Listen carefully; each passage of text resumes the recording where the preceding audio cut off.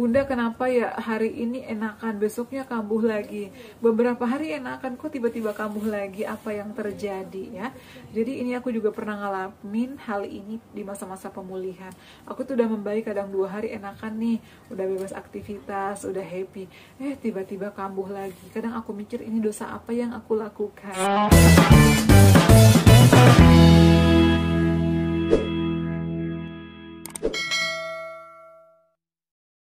Assalamualaikum warahmatullahi wabarakatuh. Hai semuanya, kembali lagi di channel aku, Adeva dan Bunda. Gimana kabarnya? Semoga sehat selalu ya. Senang sekali video kali ini aku kembali menyapa kalian. By the way, terima kasih banyak yang selalu setia menonton video-video aku. Dan buat kalian yang baru bergabung, yang baru menemukan channel YouTube aku, selamat bergabung, selamat datang ya. Semoga video-video aku bisa memotivasi kalian, bisa bermanfaat ya untuk banyak orang. Karena tujuan aku sharing adalah untuk memotivasi teman-teman semua. Karena aku juga pernah berjuang melawan asam lambung GERD dan anxiety psikosomatis ya. Dan semua kalian juga lekas sembuh, lekas pulih kembali seperti sedia kala. Dan terima kasih juga yang udah hadir di live aku malam ini ya. Semoga semuanya sehat-sehat selalu. Dan jangan lupa juga untuk terus nonton video-video aku ya.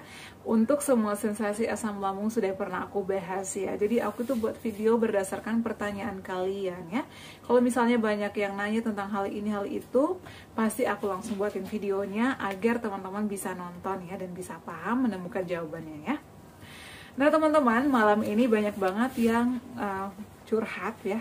Sudah membaik Bun beberapa hari, kadang ada membaik sehari, besoknya kambuh lagi.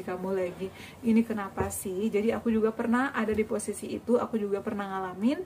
Dan hasil endoskopi aku itu adalah gastritis, ada peradangan di dinding lambung.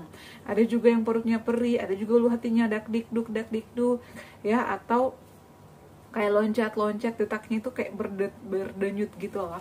Itu karena mah. Jadi di sini aku bakal bahas, memberikan beberapa tipsnya. Pastikan kalian nonton videonya sampai selesai dan jangan di-skip agar kalian menemukan jawabannya. Nah, di sini aku bakal bahas terlebih dahulu terkait sehari enakan, besoknya kambuh lagi. Ini atas nama Retno Utari. Salam sehat Bunda Bun, kemarin saya enakan tapi tadi siang di kantor tiba-tiba keringat dingin dan kembung. Tadi nggak ngemil perut jadi begah dan kembung.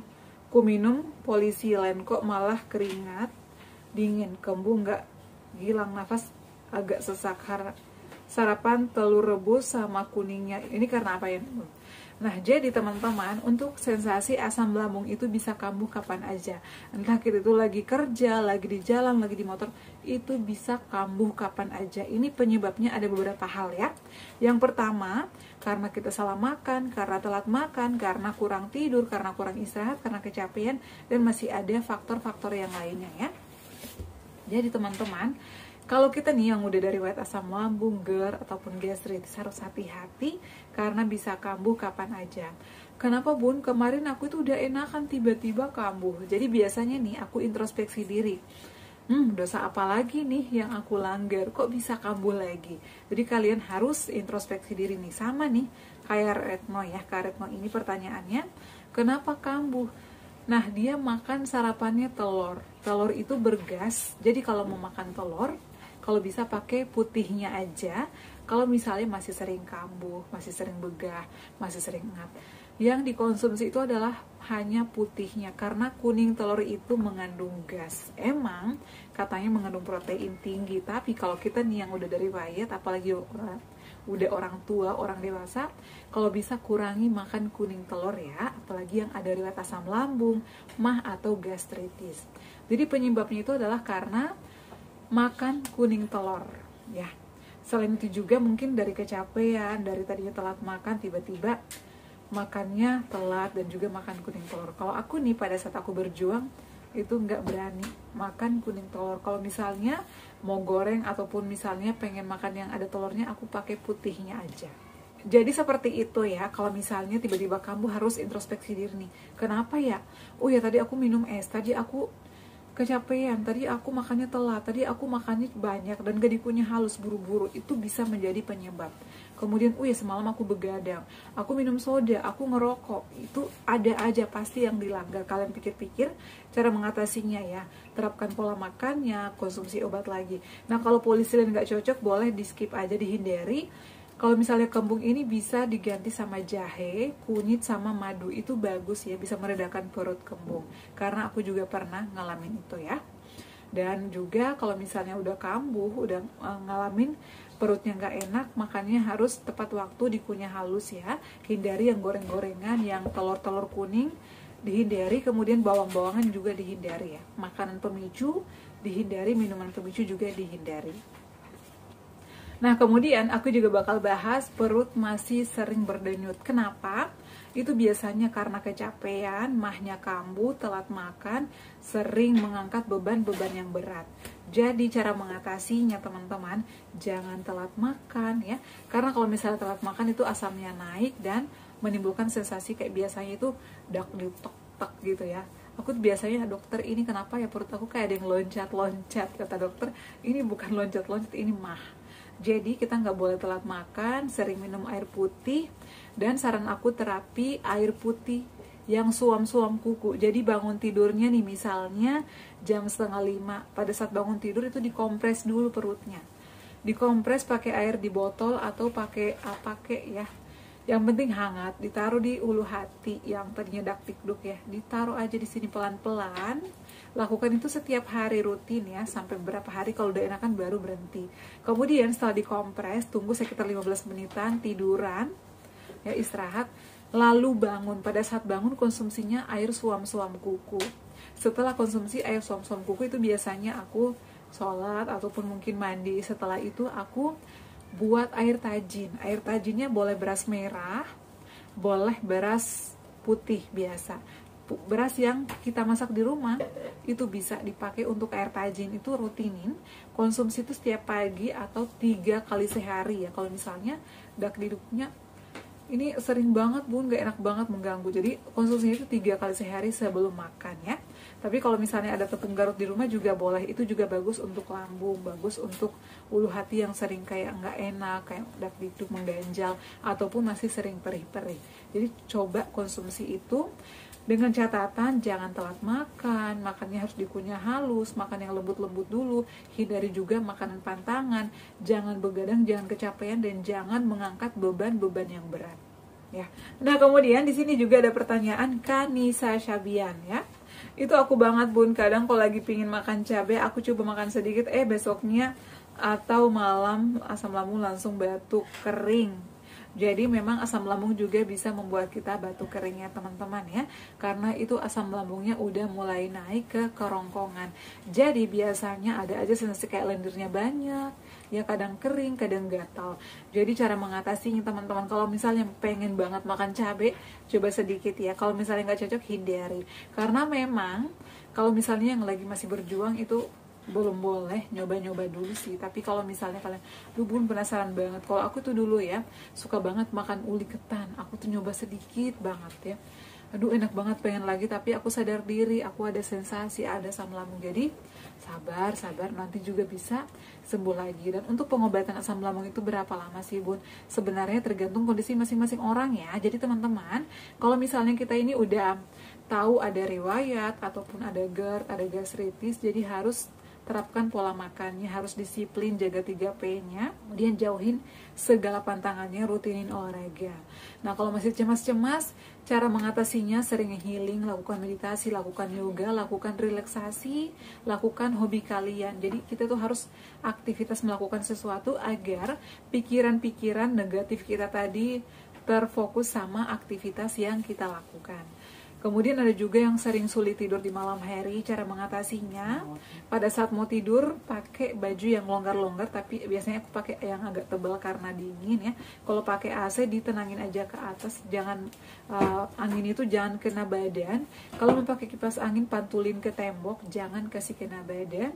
Kemudian tidurnya pakai 3 bantal dan juga miring ke kiri, itu agar kita nggak ada gangguan-gangguan tidur di malam hari. Kalau misalnya gelisah, sulit tidur, lakukan relaksasi sebelum tidur, yoga atau dengerin musik-musik relaksasi atau lakukan ruqyah. Itu biasanya di YouTube disediakan ruqyah untuk ketenangan ya, pikiran yang cemas-cemas. Jadi lakukan itu ya. Nah, ini juga kenapa asam lambung itu sensasinya banyak banget. Karena asam lambung ini kan ada hubungannya sama pencernaan, dan asam lambung ini sensasinya itu banyak, bisa menyebar. Jadi banyak yang bilang asam lambung itu 1001 sensasi, ada yang bilang berjuta sensasi. Jadi aneh-aneh aja. Kenapa? Karena pikiran kita itu biasanya susah dikontrol. Kalau misalnya pikiran udah susah dikontrol, itu udah nyebar kemana-mana. Kadang udah deg-deg, ketakutan, kecemasan, keringat dingin, kadang berdebar-debar, dan lain-lain sebagainya. Jadi untuk kunci utama sembuh dari asam lambung selain dari makanan, pikiran. Meskipun kita udah banyak minum obat, udah terapkan 3P-nya, udah olahraga ringan, tapi kalau pikirannya masih susah dikontrol, itu pasti masih sering kambuh-kambuhan. Jadi modifikasi pola hidupnya, atur pola makannya, harus happy, harus healing. Jadi gak usah dipikirin yang aneh-aneh. Kalau misalnya pun lagi mumet nih, kayak aku ya, hari itu lagi mumet banget. Yang aku lakukan itu adalah wudhu, sholat duha, kalau lagi pagi, sholawat, istighfar. Lakukan hal-hal menyenangkan agar sensasi-sensasi itu hilang ya. Kemudian kalau tenggorokan masih mengganjal, banyak banget juga ini tadi pertanyaan, aku selalu ulang-ulang agar yang mungkin ketinggalan nggak nonton, boleh nonton lagi video ini. Tenggorokan mengganjal, sering konsumsi air hangat, kumur-kumur, air garam, bisa konsumsi jahe, kunyit, sama madu, itu bagus. Dan tolak angin, yang tadi sering masuk angin, boleh konsumsi tolak angin tapi setelah makan ya. Kemudian teman-teman yang masih sering kebas, vitamin ya, vitamin apa yang cocok? Sebenarnya vitamin pejuang asam lambung itu banyak ya. Boleh B-kompleks, neurobion, blackmores, kemudian bisa vitamin B-komsi. Jadi yang aman aja, cari yang aman. Cara mengetahui aman nggak nih, boleh tanyakan ke dokter atau boleh nanya ke teman-teman yang udah berpengalaman. Kalau aku nih pribadi, sering banget aku konsumsi neurobion forte yang pink atau neurobion yang biasa yang warna biru. Itu cocok sama aku ya. Blackmores juga bagus, tapi itu lumayan juga. Dan juga B-kompleks. B-kompleks itu sering diberikan sama dokter. Jadi kalian boleh tanyakan nih, vitamin apa nih dok yang bagus untuk kita pejuang asam lambung. Nanti pasti dokter akan merekomendasikan ya. Sering-sering gerak agar nggak sering muncul kayak kebas, kesemutan, itu karena peredaran darah kita juga nggak lancar. Kemudian ada juga yang masih lemas-lemas. Kenapa? Kekurangan cairan, kekurangan vitamin, kekurangan mineral, dan biasanya juga sering telat makan, jadi asam lambungnya naik. Nah kalau misalnya udah jaga pola makannya, udah banyak minum tapi tetap aja masih lemas, saran aku cek darah. Biasanya cek gula darah, kolesterol, bisa juga cek HB. Biasanya ya, aku pernah soalnya ngalamin HB aku tuh rendah sampai 8. Makanya pada saat itu aku disaranin untuk konsumsi sari kurma ya, aku konsumsi bayam merah, itu bagus ya, bisa menambah HB kita. Atau bisa cek juga tensi kalian ya. Seperti itu teman-teman, karena ini adalah pertanyaan yang banyak tadi pada saat aku live ya, terutama yang masih banyak susah tidur karena pikiran. Makanan-makanannya, untuk dada ayam juga tadi ada yang nanya, ayam boleh tapi perhatikan cara mengolahnya, hindari yang goreng-gorengan, hindari yang kayak cabai pedas-pedas gitu ya. Jadi kalau mau dipanggang boleh, tapi pakainya bumbu-bumbu yang aman aja atau yang sehat, jangan dikasih kayak penyedap yang berlebihan, karena kalau gurih-gurih itu juga bisa membuat sensasi muncul lagi. Seperti itu ya. Dan untuk terkait perut kembung itu karena sensasi gastritis, atur jadwal makannya, sering konsumsi air putih, konsumsi jahe, dan mau konsumsi air kelapa jangan sering-sering, biasanya 2 kali seminggu atau 3 kali seminggu setelah makan. Kalau 1 kelapa jangan habis, biasanya aku tuh 1 gelas kecil aja ya. Tapi konsumsinya setelah makan biasanya di jam 2 ya, atau setengah 2 siang setelah makan siang. Semoga bermanfaat. Yang sudah bertanya juga semoga lekas sembuh. Jangan lupa untuk terus ikhtiar, berdoa, lakukan 3P-nya dan olahraga ringan secara rutin. Jangan lupa juga, jangan ngeluh, jangan lupa bersyukur ya. Kita dikasih cobaan karena kita mampu, dan menurut aku ya insya Allah pasti sembuh ya. Tetap semangat, aku bisa, kalian bisa, aku sembuh, kalian sembuh. Oke ya, cukup sekian video kali ini. Jangan lupa untuk terus dukung channel aku Deva dan Bunda dengan cara like, comment, share, dan subscribe. Assalamualaikum warahmatullahi wabarakatuh. Sampai ketemu lagi di video-video aku selanjutnya. Bye!